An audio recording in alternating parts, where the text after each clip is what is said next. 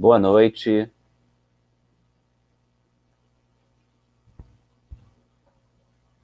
Boa noite todos e todas. Sejam bem-vindos ao Seminário Internacional Paulo Freire, um século ensinando, resistindo e emancipando. Nesse instante, nós vamos convidar as personalidades para compor a mesa e, inicialmente, eu queria convidar o professor doutor Luiz Antônio Campinho Pereira da Mota, que é o nosso pró-reitor de pesquisa da UERJ.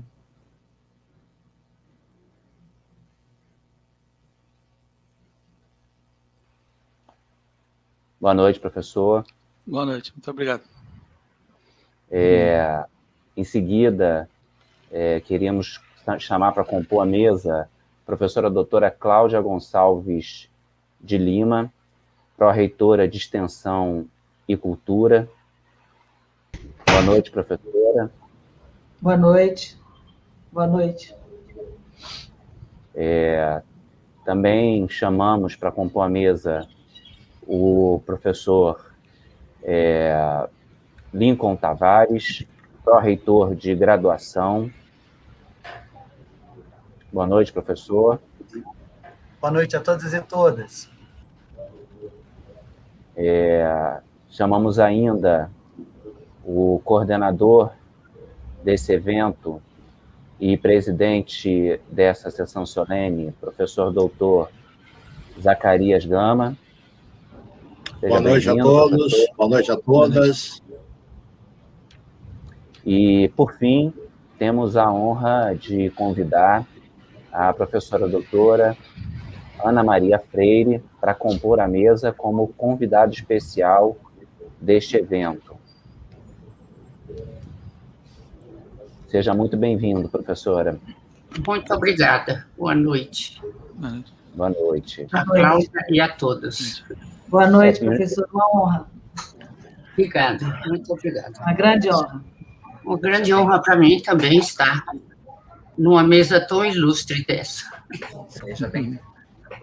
Uma universidade que é conhecida por sua excelência. Isso não é pouca coisa. Jonas, tem o professor Emir. Eu sei. Professor Emir. É que ele não estava. Porque eu estou esperando ele entrar. Ele saiu. Assim que ele entrar, a gente chama ele também. Tudo bem. Ok? Então, queria pedir, antes de tudo, nossas sinceras desculpas aí por esse pequeno atraso. Nós tivemos alguns problemas técnicos, o que é eventualmente recorrente nesses novos modelos de evento que a gente vem adotando. E queria dizer que o Seminário Internacional Paulo Freire, um século ensinando, resistindo e emancipando, é uma realização do Programa de Pós-Graduação, Desenvolvimento e Educação Teotônio dos Santos, Instituto Multidisciplinar de Formação Humana, com tecnologias e laboratórios de políticas públicas, no ano em que a Universidade do Estado do Rio de Janeiro institui o Ano Paulo Freire, em homenagem ao seu centenário de nascimento, em reconhecimento à sua prática educativa, à sua luta pela valorização dos profissionais de educação e pela implantação de projetos políticos pedagógicos baseados na responsabilidade ética, no exercício da tarefa docente, considerou sempre do ponto de vista dos excluídos e combateu a ideologia do mercado que nos nega e amesquinha como gente. As suas obras de reconhecimento acadêmico em âmbito nacional e internacional, bem como as suas práticas democráticas. Nessa oportunidade, agradecemos desde já a prestimosa presença da palestrante de hoje, a professora doutora Ana Maria Freire, sua esposa e grande companheira, até o seu falecimento em maio de 1997, em São Paulo. Agradecemos também toda a equipe que possibilitou a concretização desse seminário, colaboradores, professores, bolsistas do nosso programa e todos que prestaram inestimável apoio ao ERJ, às pró-reitorias de Graduação, Extensão e Cultura, o IFHT, a Faculdade de Educação, o LPP e a Comuns. E neste momento solene, nós passamos a palavra, primeiramente, ao professor doutor Lincoln Tavares.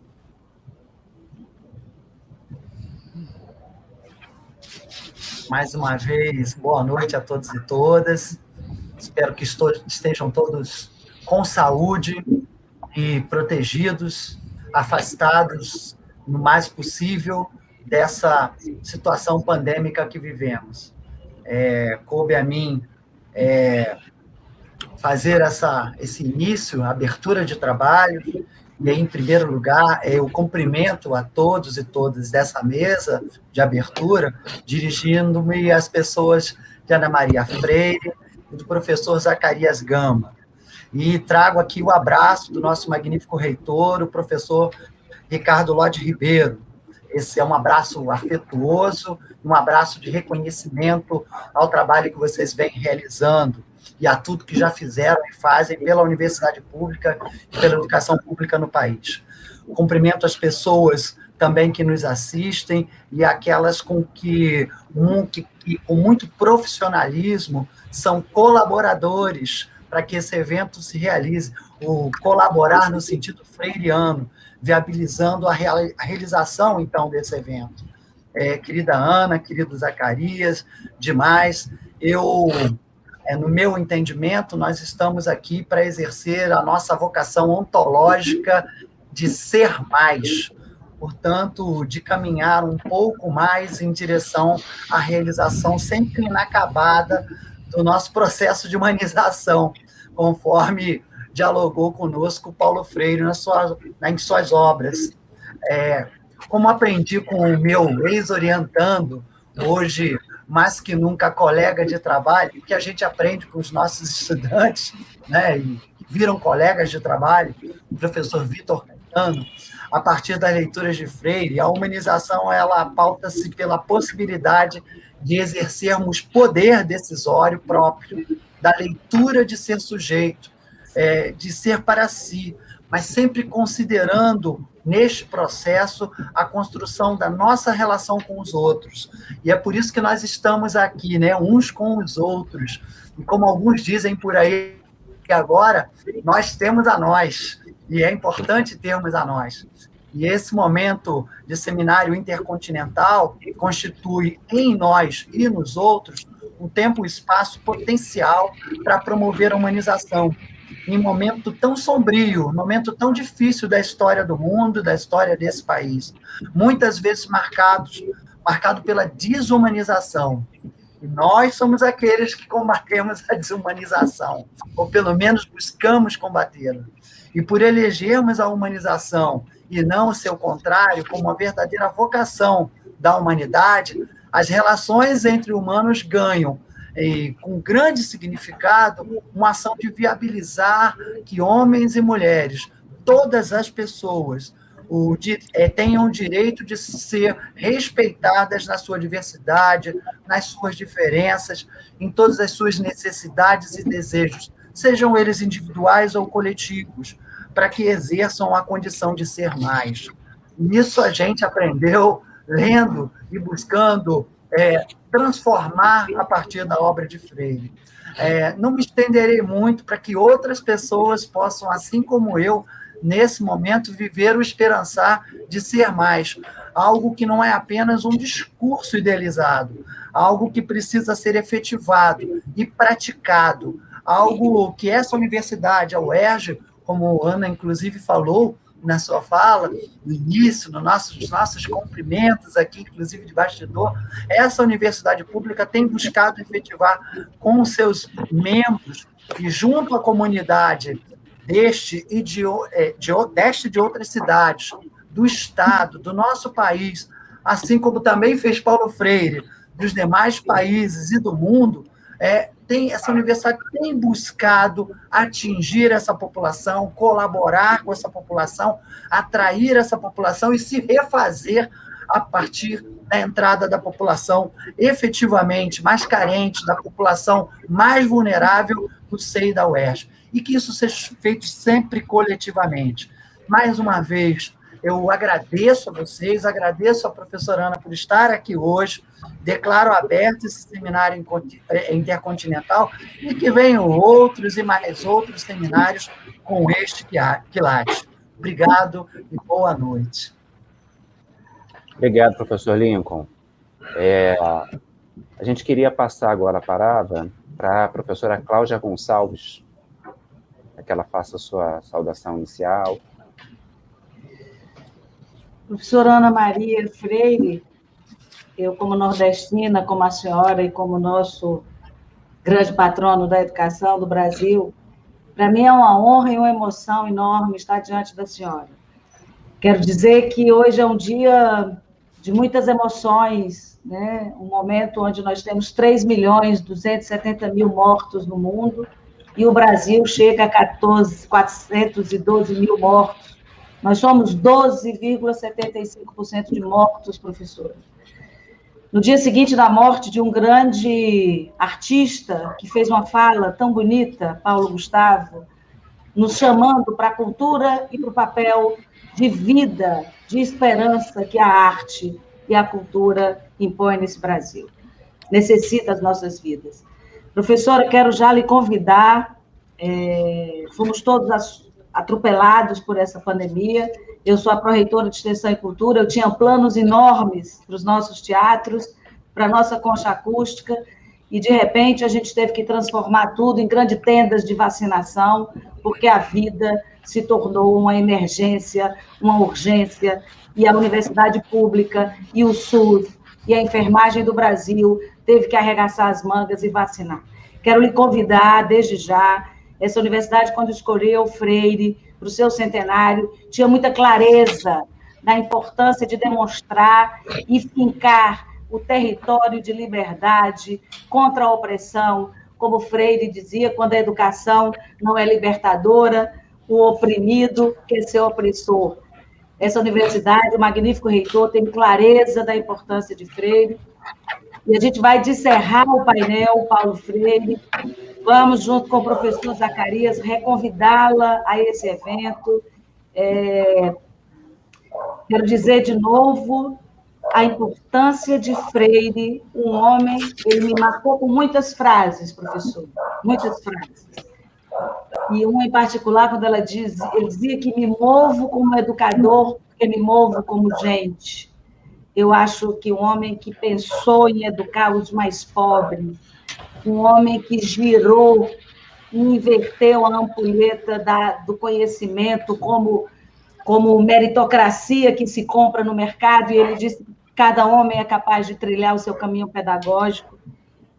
Nós só podemos agradecer a Paulo Freire, agradecer o legado que a senhora cuida como escritora e como editora legal das obras de Paulo Freire. Saber que Freire foi o diretor do Departamento de Extensões e Cultura da Universidade do Recife, em 61, é sempre um alento, eu que estou nesse lugar hoje, e mexer com a extensão universitária é mexer necessariamente com transformação, e nada transforma mais a realidade que o pensamento de Paulo Freire. Uma frase também muito comentada: a educação não transforma o mundo, mas transforma o homem, e o homem transforma o mundo. Eu quero dizer, já concluindo, que queria saudar muito Zacarias pela iniciativa. Não pude estar como queria, contribuindo para o seminário, mas não quero deixar, nesse momento de abertura, de dizer: nós vamos conseguir atravessar esse momento pandêmico, nós vamos estar vivos, professora, e nós vamos realizar outros seminários presenciais com a vinda da senhora a essa universidade, que tem clareza do papel dela nesse momento histórico, que o povo pobre, os oprimidos que Freire tanto deixou esperança, são os nossos jovens negros, são os nossos jovens hoje dos territórios de favela, são os nossos jovens que produzem hip-hop, funk, alternativas culturais, que têm que entrar na universidade numa via de mão dupla, E foi o Freire, foi Paulo Freire, que estava atingindo o coração dessa cearense lá no Ceará, atingindo o coração desses cariocas, desses paulistas, dos alemães, de todos os povos, raças e etnias, pois é Paulo Freire, o homem mais citado, o intelectual mais citado, talvez por isso o mais alvejado pelas mentes mais doentes e atrasadas do nosso país, mas a Universidade do Estado do Rio de Janeiro, como disse o professor Lincoln, não vai deixar de conjugar o verbo esperançar. Salve Paulo Freire, saúdo a presença da senhora, quero muito podermos realizar um novo encontro presencial e eu lhe dar um forte abraço. Muito obrigada por estar na universidade, muito obrigada, Zacarias, por essa iniciativa, num momento que é duro, a gente não consegue se ver, não consegue ser presencial, mas viveremos, atravessaremos esse tempo, nos encontraremos, oxalá na concha acústica, professora, num grande espetáculo, em homenagem ao homem dos círculos de cultura, o homem da transformação da educação do mundo, Paulo Freire, o meu viva a Paulo Freire, forte abraço à senhora, e espero lhe conhecer presencialmente assim que a vida for segura. Um forte abraço. Muito obrigada, se Deus quiser. Vamos nos conhecer. Agradecemos a sua fala, as suas palavras, professora Cláudia. E nesse momento, também convido o nosso pró-reitor de pesquisa, professor doutor Luiz Antônio Campinho Pereira da Mota, para fazer a sua saudação, cumprimentar nossos colegas, antes que a gente inicie a nossa conferência principal. Obrigado, serei breve. Obrigado pelo convite de participar dessa mesa, saúdo a todos. É um grande prazer, né? Esse ano, até quando vocês falavam, eu estava pensando que esse ano o escolhido foi o professor Paulo Freire para ser homenageado pela UERJ, mas por tudo que eu aprendi, justamente por causa desse fato, me dá a impressão que isso podia ser um patrono eterno, né? A UERJ encarna muito das ideias e noções que ele criou, defendeu. Eu me sinto totalmente irmanado por tudo que eu estudei a respeito. A UERJ tem essa inclusão no DNA. Eu estava falando em outro evento, algumas semanas atrás. A UERJ foi a primeira universidade com curso noturno, que eu saiba, pelo menos no Rio. A primeira instituição das costas. A UERJ tem a inclusão no DNA, a preocupação com o oprimido. E a gente vai aprendendo a fazer isso cada vez mais e melhor. E nada como o professor Paulo Freire para nos ensinar isso, né? E aproveitando que o Jonas, o Lincoln e a Cláudia já falaram, né? Eles sabem disso, na nossa aula inaugural eu falei disso, eu adoro frases, né? O professor Paulo Freire tem milhares, né? A Cláudia usou a que eu usei no outro evento, aqui eu tinha usado outra. Vou ler para não errar. Ensinar não é transferir conhecimento, mas criar as possibilidades para a sua própria produção ou a sua construção. Essa eu adoro, porque eu sou aquele nerd fundamental, né? Eu sei fatos, né? Não sei quem fez não sei o quê, mas isso não é o conhecimento, né? Isso são fatos soltos, né? Isso são, como a pessoa diz, um conjunto de tijolos, não é uma casa, né? Isso não é o conhecimento, né? E por acaso, na minha vida em particular, muitos anos atrás, quando meu filho estava no começo da escolaridade no Santo Inácio, o reitor do Santo Inácio falou a seguinte frase que eu achei lapidar e expressa isso um pouco. Hoje em dia, com a internet, o professor, cada vez menos, é a pessoa que vai ensinar fatos. Ele vai ensinar a pessoa como lidar com os fatos. Os fatos estão aí. As pessoas vão achá-los. A gente tem que ensinar eles a criar o real aos seres que são os fatos. Um grande guia. A gente acaba ensinando fatos na nossa interação com os alunos, mas no dia a dia o que a gente faz é criar o clima para que eles criem conhecimento, porque conhecimento só a própria pessoa cria, né? Então, com esse raciocínio, eu sou sempre um aprendiz da arte de ensinar e de trocar saberes, e o professor Paulo Freire é o mestre nisso, né? Queria agradecer mais uma vez esse momento que estamos vivendo, que infelizmente, como a Cláudia falou, para citar uma outra frase que eu gosto dessa vez do John Lennon, né? A vida é o que acontece com a gente quando a gente faz outros planos, né? A pandemia é isso, nenhum de nós predisse isso, e a gente está tendo que se adaptar. Eu me sinto todo dia um abençoado, porque eu estou com saúde, mas ao mesmo tempo me sinto roubado, porque eu não tenho convívio com meus amigos. Fico até emocionado. Desculpe. Um abraço. Vamos em frente. Um abraço. Obrigado. Estamos aqui, amigo. Um abraço. Desculpe. Obrigado, Mota. Obrigado por tudo. Agradecemos aí, nos sentimos também afagados por essa fala emotiva do professor. Sabemos que realmente é um contexto, um momento bastante delicado, e que bom que estamos aqui nos fortalecendo conjuntamente e frutificando também esses encontros em outros espaços. Antes de passar a palavra para o professor Zacarias Gama, que é o coordenador desse evento, presidente dessa sessão solene, queria aqui justificar a ausência do coordenador executivo do Programa de Desenvolvimento da Educação Teotônio dos Santos, nosso colega, professor Bruno Miranda Neves, que justifica a sua ausência, está com um pequeno problema de saúde, algo leve, tranquilo, mas que nesse momento impede ele de participar, mas fica aqui o nosso agradecimento também pelo empenho, pelo esforço dele, não só na contribuição a esse seminário, mas em outras iniciativas também do nosso programa, e mandamos aqui o nosso abraço carinhoso e afetuoso para o Bruno, desejando a sua pronta recuperação. Professor Zacarias, a palavra é sua. Muito obrigado, Jonas. Obrigado a todos que compareceram. Querido professor Luiz Mota, querido professor Lincoln Tavares, minha querida Cláudia, querida professora Anita Freire, boa noite.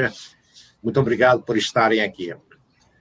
Eu gostaria de dizer da honra e do prazer que damos concretude a esse seminário intercontinental Paulo Freire, um século, ensinando, resistindo e emancipando. Ele não teria sido possível sem os apoios recebidos e a dedicação de tanta gente que se empenhou para sua realização. Paulo Freire, o grande patrono da educação brasileira, é homenageado nesse seminário pela importância de sua praxis libertadora e da sua obra mundialmente estudada e reconhecida. Os colegas palestrantes da China, da Austrália, da Espanha, da Argentina, do Uruguai e dos Estados Unidos são todos estudantes e estudiosos de Paulo Freire, são líderes de grupos de pesquisa da obra de Paulo Freire.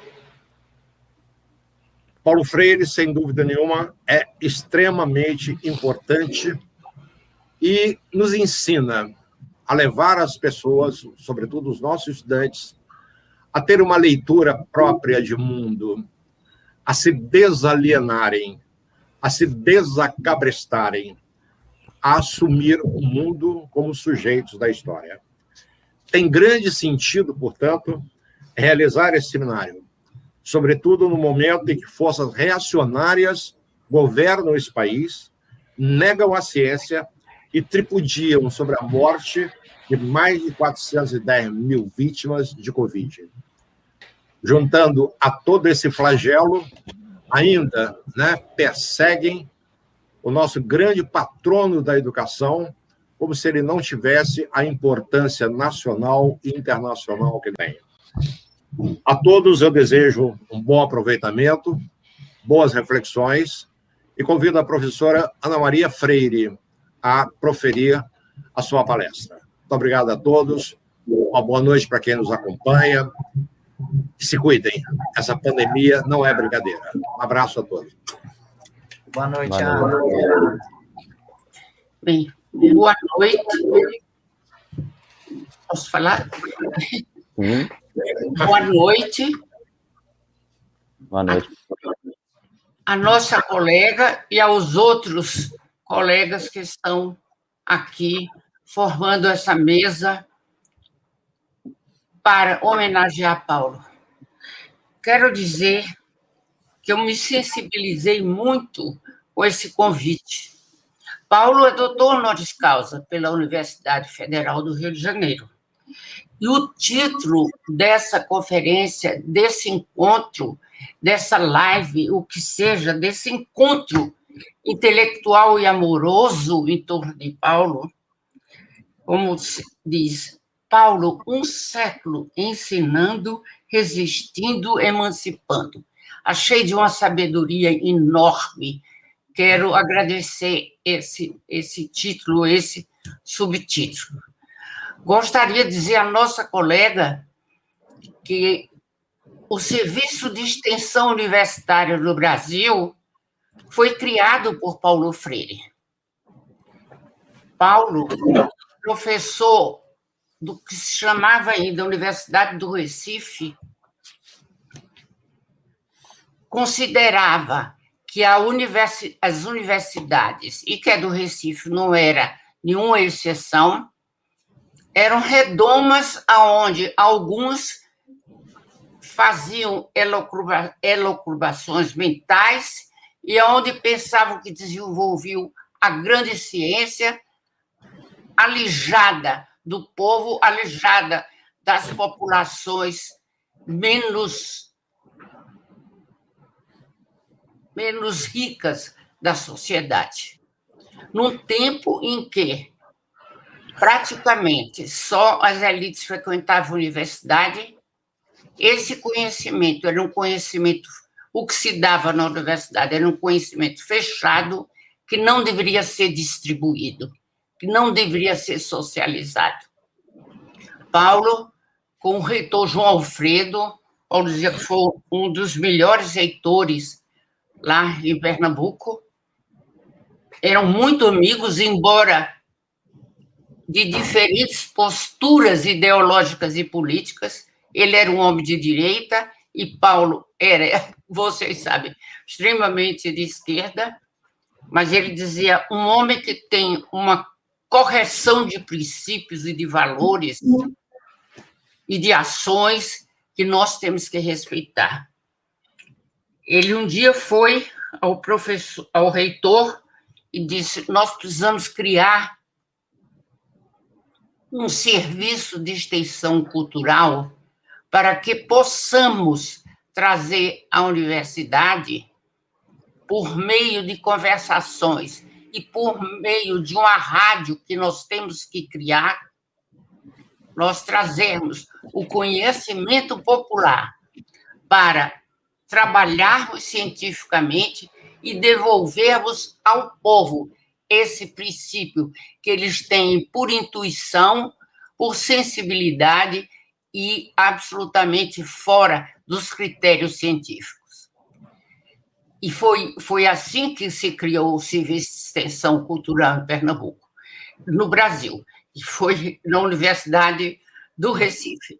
Paulo criou mundos de coisa, a gente veio ali, veio acolá, disse, não sei se foi Paulo que criou, mas vamos pensar um pouco só sobre essa questão da extensão cultural. Quando os matutos diziam, os homens do Nordeste, as mulheres diziam, se não chover até o dia de São José, que é 19 de março, nós vamos ter estiagem, não chove mais. Isso era uma crença religiosa. E então isso é trabalhado com os biólogos e devolvido ao povo a explicação científica. E assim ia tirando as pessoas que viviam à margem da realidade para dentro de um conhecimento mais razoável, partindo da razão, não? Porque antes o conhecimento era só intuitivo. Embora Paulo dizia, nunca devemos desprezar a intuição. Eu nunca desprezei a intuição e ela nunca me deixou no meio do caminho. Nós temos que partir da intuição e irmos refletindo com todo o nosso corpo, com a inteireza do nosso corpo, sobre aquele fenômeno, aquela coisa, aquele evento. Então, Paulo diz, olha, quem conhece primeiro não é a cabeça, não é o cérebro, não é a mente. Quem conhece é o nosso corpo inteiro, É ele que nos indica que existe alguma coisa num evento, num fenômeno, porque nós temos uma taquicardia quando olhamos para aquilo. Ele dizia, eu tenho taquicardia, meus pelos se arrepiam, eu fico ruborizado. Isso meu corpo conheceu. Tem algo especial nisso que você está observando. E então, o corpo dele diz, Paulo, reflita sobre isso que está tomando todo o seu corpo. E aí, Paulo usava a sua razão, o seu raciocínio para concluir cientificamente aquele coisa que o incomodava apenas intuitivamente. Essa questão, vejam, e se despreza muito no Brasil, no mundo inteiro, o conhecimento popular. Eu tenho falado já ultimamente algumas vezes que o homem da vara é um homem, eu acho que todo mundo sabe o que é o homem da vara, não é? Então, quando se quer furar um poço, nenhuma empresa de engenharia, até hoje, que há cerca de uns 2 anos passados, aqui na minha rua, tinha uma máquina que ia furar um poço artesiano. Um prédio achou, conseguiu licença e furou um poço. E eu fui lá conversar. E disse, mas vocês chegaram a esse lugar, vão furar aqui, por quê? Vocês têm alguma medição científica, alguma máquina? Aí o cara disse, que isso, dona? É o homem da vara quem vem aqui. Quer dizer, em São Paulo, é o homem da vara, do Brasil todo. Ele que vai com a varinha, quase de olhos fechados, e a varinha vai e diz, aqui tem, a 20 metros vai ter água, aqui a 30 ali não tem, e aqui tem a 100 metros de profundidade. Quer dizer, esse conhecimento, que é absolutamente intuitivo, ele se traduz no conhecimento científico. Então, é ali qual é a energia que essa água, que esse fenômeno passa para o corpo do homem, que pode ser traduzido em ciência. E assim foi. Paulo sempre valorizou muito, muito essa questão intuitiva. Bem, eu queria dizer para vocês exatamente isso, que o que Paulo escreveu, Paulo nunca ficou na sala dele, escrevendo, amassando papel, jogando fora, amassando papel. Não. Quando Paulo sentava no birô de sua sala, que eu chamava a sombra da mangueira, que ele falava sempre que aprendeu a escrever as primeiras palavras, a sombra das mangueiras, quando eu era criança, na casa, em Recife. Os seus pais lhe ensinaram, com os gravetos, a ensinar as primeiras palavras. Então, era ali, na sombra da mangueira, que agora é dentro da sua sala de trabalho e de estudo, que ele vai escrevendo. E Paulo sempre escreveu, observem, sempre, sempre, sobre o que ele sentiu, sobre o que ele constatou, sobre o que ele experienciou e sobre o que ele considerava que era algo pertinente e importante de ser escrito para explicitar as coisas e a realidade para a comunidade de seu país e depois se estendeu para o mundo inteiro. Então, o conhecimento, e nesse conhecimento estava todo impregnado esse conhecimento das emoções de Paulo. Então, é por isso que a linguagem de Paulo é uma linguagem poética, porque Paulo foi um homem realmente amoroso, se diria romântico. Paulo foi sempre um homem assim, muito amoroso.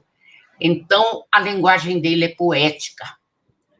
A linguagem dele é rigorosa, porque ele era rigoroso com todos os princípios e valores de sua vida. A linguagem dele era tolerante. Nós nunca vimos Paulo escrever uma coisa mal criada para ninguém, ofendendo o outro, como a gente vê hoje em dia as autoridades mais altas desse país fazendo. Nunca. Ele apontou as coisas mais feias, mais dramáticas da vida, querendo mudar para humanizar as pessoas e criar sociedades verdadeiramente democráticas, mas a partir do respeito, da tolerância, como ele entendia. A tolerância não é dizer, eu tolero, então eu estou aguentando isso aí, mas depois que eu me ver livre, eu estou feliz. Não era assim. A tolerância é aquela que tem a qualidade de aceitar o diferente e aprender com o diferente. Se não existisse, Paulo dizia, se não existisse o diferente, seria uma mesmice só. A gente precisa do diferente para a gente discutir, para a gente conhecer mais e para a gente ser mais enquanto indivíduo, enquanto pessoa.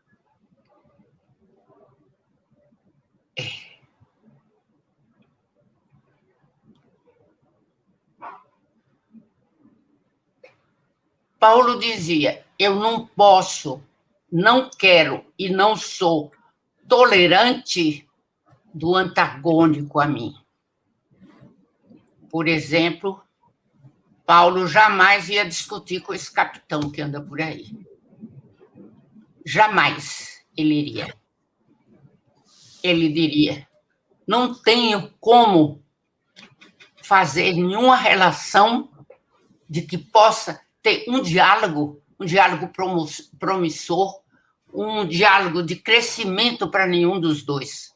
Então, eu me afasto, eu não converso, eu não dialogo. Conversava, mas dialogar sobre alguma coisa séria com pessoas desse calibre, jamais Paulo fez, e eu digo, jamais faria, porque esse era um princípio forte nele, se afastar do antagônico, daquele que não respeita ninguém, daquele que pensa que só ele tem razão, que só ele sabe das coisas, só ele pode mandar, que o mundo é exclusivamente dele e de mais 3 ou 4 filhos.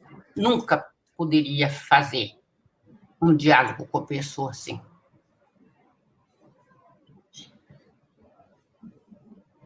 Paulo tinha outra qualidade de Paulo que está impregnado nos seus textos, é a questão que está...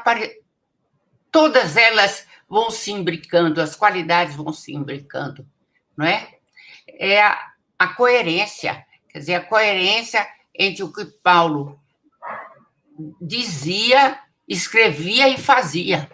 Ele dizia, para mim é terrivelmente desonroso um professor ou um médico, qualquer pessoa que diz uma coisa e pratica outra. Ele diz, os políticos fazem promessas fantásticas na campanha e depois não cumprem nenhuma daquelas promessas. Esses dias apareceu aí, minha filha me mostrou, apareceu na imprensa, o santinho, como dizem, desse vereador do Rio de Janeiro, que martirizou uma criança de 4 anos. O crime mais hediondo que eu já vi em toda a minha vida. E no santinho dele, ele diz, o protetor da família.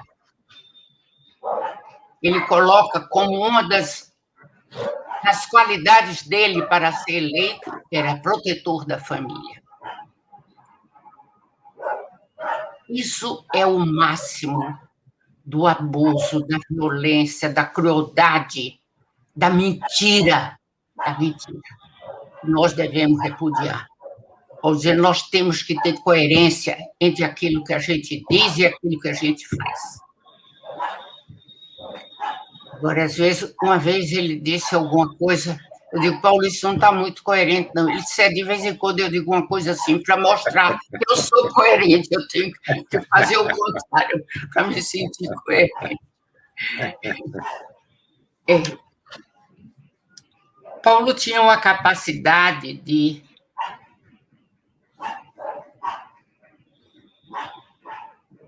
vamos dizer, de amar. Eu acho que essa é uma das maiores qualidades de Paulo e que está impregnado, está visível em todos os seus textos. Muito bacana. É a capacidade de amar. Panelaço contra o Bolsonaro. Tem algum impedimento, tem alguma coisa?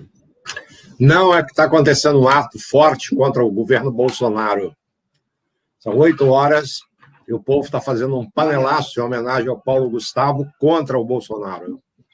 Você sabe de uma coisa? Eu pensei exatamente isso quando eu soube. Eu nunca vi filme desse rapaz, desse Paulo Gustavo. Eu tinha visto. Aí depois, quando ele apareceu doente, muito doente, a imprensa falando, eu digo, é esse o humorista? Eu nunca tinha visto. Mas ele era um homem popular, que tinha uma linguagem que chegava ao povo. Se Paulo fosse vivo, ia dizer que ele era um grande homem. Ele estava servindo para a alegria do povo. Ele tinha um conhecimento de diálogo, de chegar, de fazer o outro rir, de fazer o outro ficar feliz. É como Paulo dizia, o maior comunicador que eu conheci foi Chacrinha, Paulo dizia, porque fazia tinha esse mesmo comportamento. E eu pensei, com a morte desse homem, eu acho que alguns depoimentos que eu li hoje me indicavam que havia movimentos, que a morte desse homem pode servir como uma ponta de uma faca, vamos pensar, pode cortar esse sem-vergonhismo, essa pouca vergonha, esse desatino, essa crueldade de um homem que se acha capaz de dirigir uma nação rica não só em beleza natural, rica não só em florestas, pantanais, pedras e ouros e brilhantes, rica não só nisso, mas, sobretudo, rica num povo que é capaz de criar músicas memoráveis, danças, bordados, artesanatos das mais diferentes origens, e é capaz de fazer isso com uma pureza enorme, é capaz de fazer isso. Os santos de barro, eu tenho uma coleção de santos de barro, adoro minha coleção. Né? Quando eu me mudei, teve um dos homens que embalavam e virou e tinha uma figura que era uma mulher de boca aberta, sem dentes, né? Aí ele virou para o outro que embalava as coisas e disse, essa mulher aqui é doida. Olha o que ela está embalando para levar para outra casa. Uma mulher sem dentes. Não é? Então, a gente tem que valorizar o que aquele boneco de barro sem dentes está nos dizendo. Qual é a denúncia que ele está fazendo, não é? Então, é isso. Eu acho que a morte desse homem, pela sua capacidade de ter atingido grandemente a população de média renda para baixo, ele vai ter uma capacidade de mobilizar politicamente ações que a gente pode esperançar em coisas mais dignas e mais bonitas para o Brasil. Eu acho que sim. Com certeza. Eu quero terminar falando um pouco da amorosidade de Paulo. Porque tem muita gente que diz assim, Paulo dizia que a gente tem que amar os estudantes. Tem estudantes que eu detesto, eu não amo. Falando sábio, né? Olha, Paulo não disse mais ou menos assim, você tem que amar os seus estudantes. Amar como a gente ama um filho, um sobrinho, ou tio, ou pai, ou marido. Não é esse tipo de amor. É um tipo de amor que você recebe o aluno como ele é, com as características dele, com as suas deficiências, com a sua dificuldade em entender, muitas vezes, a realidade. Você tem que amar esse menino ou essa menina e ir mostrando que existem outras coisas e que ele é amado, sim, embora escreva errado, embora não saiba se comportar socialmente numa sala ou na sala de aula. Ele pode ser amado, e ele é amado pela professora. Paulo dizia, professor tem que amar o ato de ensinar. Não se pode ser professor apenas para, como antigamente se dizia, escola normal é curso de espera-marido. Então, não é? Mas a gente tem que entender isso. Não é escola de espera-marido. Quem vai ensinar tem que gostar de ensinar. E, por último, tem que gostar do que ensina, porque você não pode ensinar aquilo que a gente não gosta, aquilo que o professor não gosta, porque ele não saberá ensinar. Ele tem que conhecer, e, para conhecer, a gente tem que amar o que está conhecendo. Não é? Então, essa capacidade de amar em Paulo é uma coisa muito impressionante, e que está na sua literatura, porque tudo que Paulo era enquanto homem está na sua literatura. Se pode ver. Está falando de ciência, mas está dizendo essas coisas. E eu terminaria dizendo que outra qualidade de Paulo que eu acho fantástica é a capacidade de não se lamuriar. Paulo diz, eu jamais vou me lamuriar. Eu repugno o ato da gente ter compaixão da gente mesmo. Nós não podemos ter compaixão de nós mesmos. Nós devemos superar as adversidades e continuar com sobriedade, com honestidade e com os valores a compreender o mundo através do seu corpo, de sua razão, para fazer desse mundo um mundo mais democrático através. Muito obrigada. Professora Ana Maria, muito obrigado. Primorosa, igualmente carinhosa como o seu marido. Ficamos muito honrados com a sua presença. Muito obrigada. Agradeço também a presença dos demais colegas que estiveram conosco, dos colegas que estão nos assistindo na Espanha, na Argentina, no Uruguai, nos Estados Unidos, na Austrália, na Universidade de Pequim, na Universidade de Wuhan. Enfim, agradecemos a todos. Agradeço ao Jonas, o trabalho técnico, o grande apoio dado a esse seminário. E, por favor, Jonas, se você tem aí nosso próximo encontro, a próxima quarta-feira, por favor, sintam-se todos convidados para o próximo encontro, na próxima quarta-feira. Boa noite a todos. Muito obrigada. Muito obrigada. Você está sem som, Jonas. Opa, desculpa. Boa noite. Reitero os agradecimentos à professora Rita Freire, que esteve conosco, professor Zacarias, todos os demais colegas convidados que compuseram a mesa, ao Bruno, aos espectadores desse evento, e lembro e convido a todos para participarem da continuidade desse seminário, sempre às quartas-feiras, no próximo dia 12, no próximo dia 19, no próximo dia 26 e ainda no dia 2 de junho. Então, sempre de 14 às 17 horas e às 19 horas também, todas as transmissões sendo feitas aqui através do canal do Programa de Desenvolvimento da Educação Teotônio dos Santos. Então, encerro nesse momento a nossa transmissão, desejando a todos uma boa noite, um bom descanso e até a próxima.